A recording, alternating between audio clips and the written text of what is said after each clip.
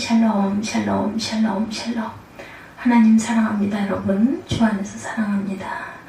잠언 5장 말씀이죠. 내 우물에서 물을 마시며. 잠언 5장 1절에서 23절까지 말씀입니다.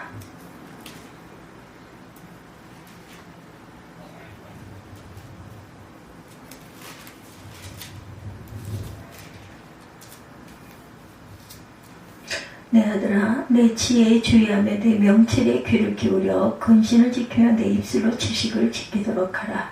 대저 음녀의 입술은 꿀을 떨어뜨리며 그의 입은 기름보다 미끄러우나 나중은 쑥같이 쓰고 두 날가진 칼같이 날카로우며 그의 발은 사지로 내려가며 그의 걸음은 수월로 나아가나니 그는 생명의 평탄인 길을 찾지 못하며 자기 길이 든든하지 못하여도 그것을 깨닫지 못하느라. 그런즉 아들들아, 나에게 들으면 내 입의 말을 버리지 말고 내 길을 그에서 멀리하라. 그의 집 문에도 가까이 가지 말라. 두렵건대 내 존영이 남에게 잃어버리게 되며 내 수완이 잔인한 자에게 빼앗기게 될까 하노라. 두렵건대 타인이 내 재물로 충족하게 되며 내 수고한 것이 외인의 집에 있게 될까 하노라. 두렵건대 마지막에 이르러 내 몸 내 육체가 쇠약할 때에 내가 한탄하여 말하기를 내가 어찌하여 훈계를 싫어하며 내 마음이 꾸지람을 가벼이 여기고 내 선생의 목소리를 청종하지 아니하며 나를 가르치는 이에게 귀를 기울이지 아니하였던고. 많은 무리들의 모인 중에 큰 악에 빠지게 되었노라 할까 될까 염려하노라. 너는 내 우물에서 물을 마시며 내 샘에서 흐르는 물을 마시라. 네, 오늘 제목입니다. 내 우물에서 물을 마시며. 15절 말씀이죠. 어찌하여 내 샘물을 집 밖에 넘치게 하며 내 돌아물을 거리로 흘러가게 하겠느냐. 그 물이 내게만 있게 하고 타인과도 그릇을 나누지 말라. 내 샘으로 복되게 하라. 내가 젊어 취한 이를 즐거워하라. 그는 사랑스러운 안사슴 같고 아름다운 암노루 같으니 너는 그의 품을 항상 좋게 여기며 그의 사랑을 항상 연모하라. 내 아들아, 어찌하여 음료를 연모하겠으며 어찌하여 이방 계집의 가슴을 안겠느냐. 대저 사람의 길은 야훼 눈앞에 있나니 그가 그 사람의 모든 길을 평탄하게 하시느니라. 악인은 자기 악에 걸리며 그 죄의 줄에 매이나니 그는 훈계를 받지 아니함으로 말미암아 죽겠고 심히 미련함으로 말미암아 혼미하게 되느니라. 세속은 제 생각을 기준으로 옳고 그름을 판단합니다. 자기 지혜와 분별력으로 산다지만 독창적이지 않고 그 시대 풍조에 영향을 많이 받죠. 근데 성경은 언약 부모에게 상속한 지혜와 분별력을 기준해서 살도록 훈계하죠. 2절에 1, 2절에 내 아들아, 내 지혜에 주의하며 내 명철에 귀를 기울여. 왜 상속한 지혜에 관심을 집중하라고 했을까? 근신을 지키며 내 입술로 지식을 지키도록 하라. 이렇게 말합니다. 근신은 사려 깊다는 뜻이죠. 입술이 지키는 지식은 신앙 고백입니다. 신앙을 훼손하지 않고 수호하도록 상속한 지혜와 명철을 사력 있게 의지하려는 의미죠. 잠언에서 언약 부모의 지혜와 명철을 버리고 떠나도록 유혹하는 존재가 바로 음녀예요. 음녀. 아내가 언약 배우자라면 음녀는 언약 배반자이자 언약 배반을 부추기는 유혹자입니다. 언약 부모가 물려진 신앙과 교훈을 따를 필요가 없다고 가르치는 악녀. 고대 근동에는 우상의 신전에 상주하는 창규와 음행하는 것이 신성한 의식이기도 했다고 하죠. 계시록 2장 20절에도 증거합니다. 그래서 언약 배반과 음녀는 섞여 있다라는 것. 음녀를 멀리하라는 교훈은 윤리적일 뿐 아니라 신앙적이기도 합니다. 인간은 육체와 영혼이 연합된 영육 단일체이므로 도덕교훈과 신앙교훈을 정확히 분리해서 적용할 수가 없어요. 창기든 세속 풍조와 사상이든 음료와 연합하는 일은 언약 배우자와 단절하게 됩니다. 육체적 음료든 신앙적 음료든 처음에는 달콤하고 매끄럽게 다가오죠. 아내에게 듣지 못한 매혹적인 말로 홀입니다. 대저 음료의 입술은 꿀을 떨어뜨리며 그 입은 기름보다 미끄러우나. 3절이죠. 아담의 타락 후의 인류는 하나님의 대적자로 태어납니다. 태생적으로 성경 교훈에 대해서는 반성경 사상에 대해서는 호감을 보이죠. 음료 쪽으로 기울어진 채 태어납니다.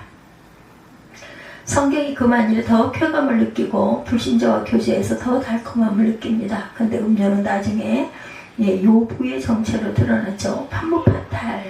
나중은 쑥같이 쓰고 두 날가진 칼같이 날카롭다. 꿀 발린 독처럼 돌이킬 수 없는 치명상을 입힌다. 자기의 생명길이 평탄하지 않을 줄을 음료는 모르죠. 언약잔이라 음료의 매력만 알고 독을 분별하지 못한다. 언약 부모는 음료의 치명적인 독성까지 압니다.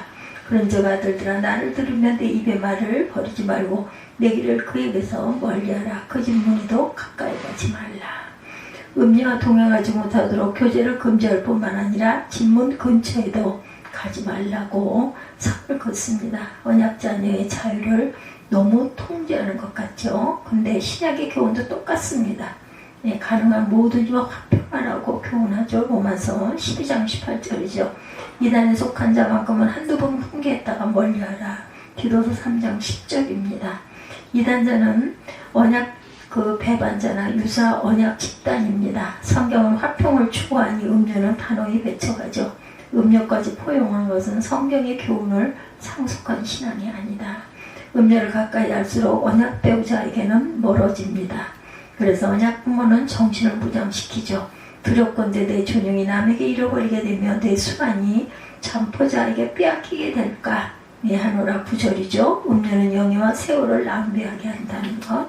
9절을 다시 봅니다.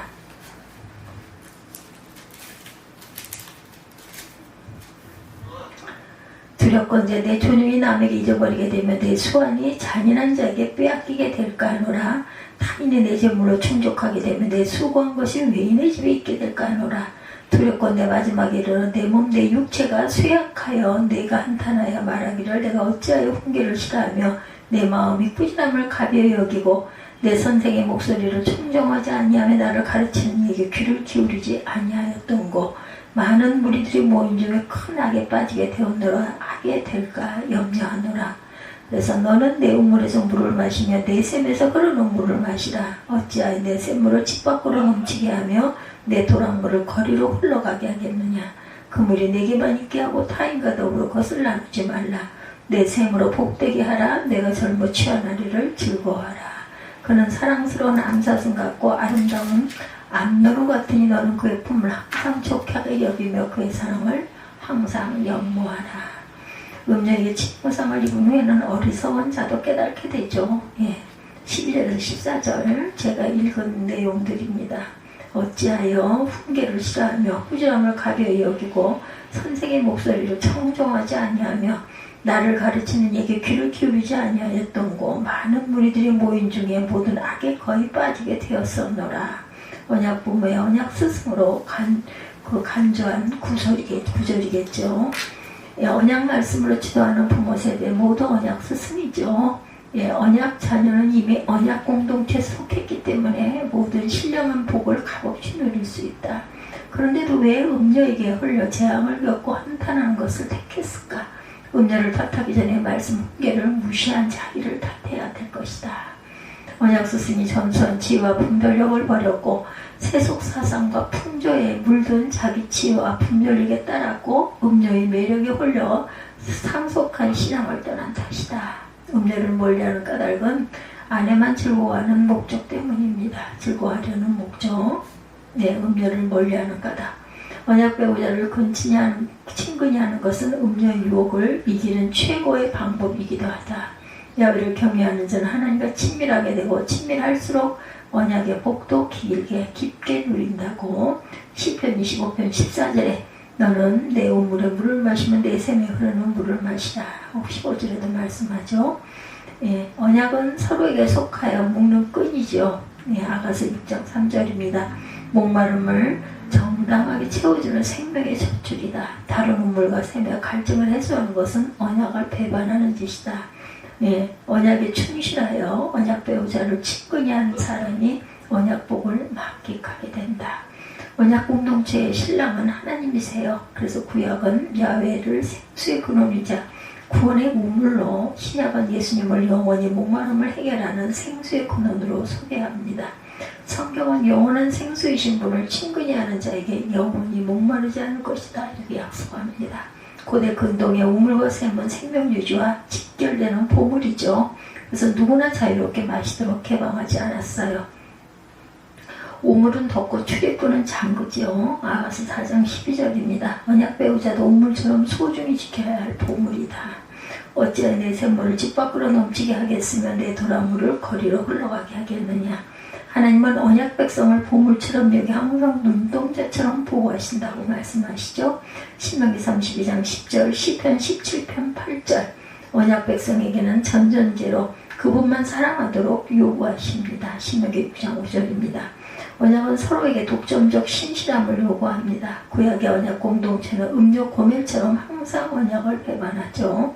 그럴지라도 하나님께서는 고멜을 변함없이 사랑한 호세아를 통해 그분의 언약적 신실성을 계시합니다. 그리스도께서도 연약한 죄인 원수를 위해 대신 십자가에 달리심으로 언약 공동체를 향한 언약적 신실성을 보이시죠. 로마서 5장 6절에서 10절입니다.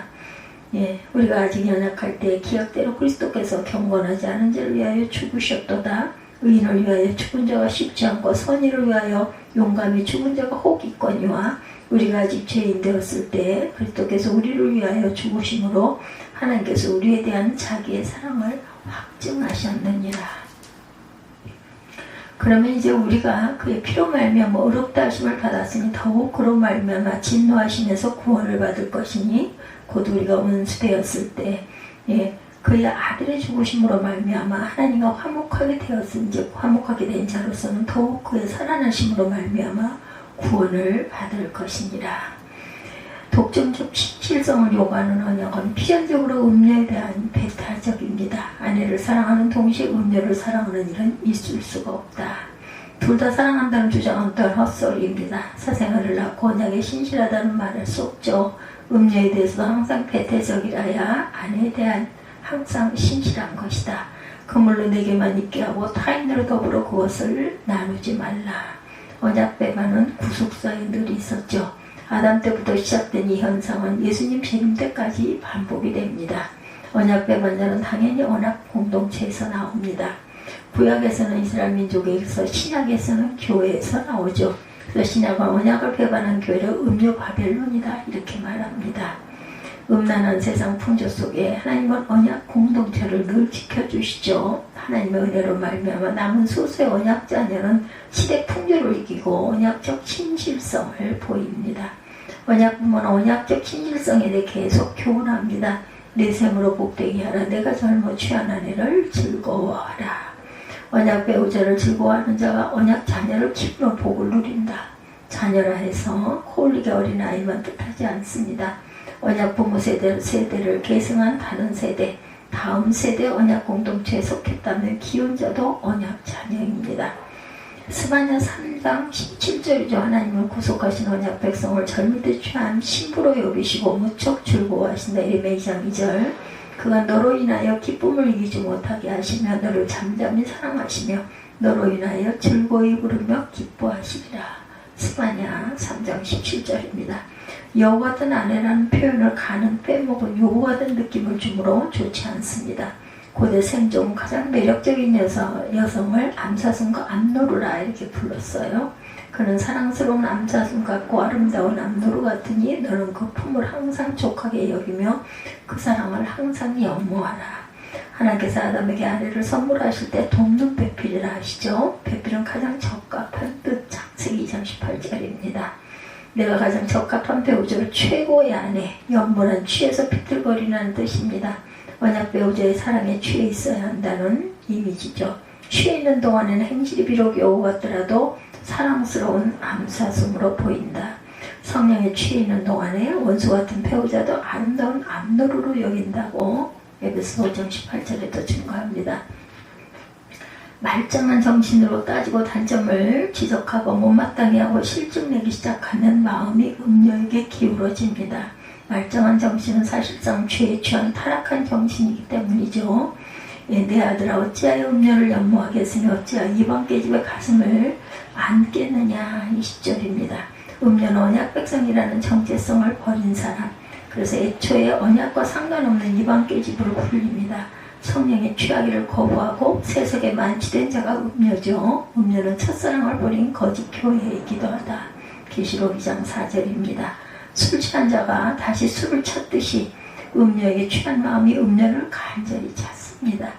음녀를 찾아 어둠의 길을 걷습니다. 인간이라면 언약 배우자의 언약 배반의 행적을 모를 수가 없죠. 그러나 성도의 언약 배상은 하나님이시니 속일 수가 없다. 예, 대저 사랑의 길은 야훼 눈앞에 있나니 그가 그 모든 길을 평탄케 하시느니라. 하나님은 행위뿐 아니라 생각과 의도까지 모두 헤아리신다. 마음이 무엇을 취해 있고 무엇을 간절히 찾는지를 아시네요.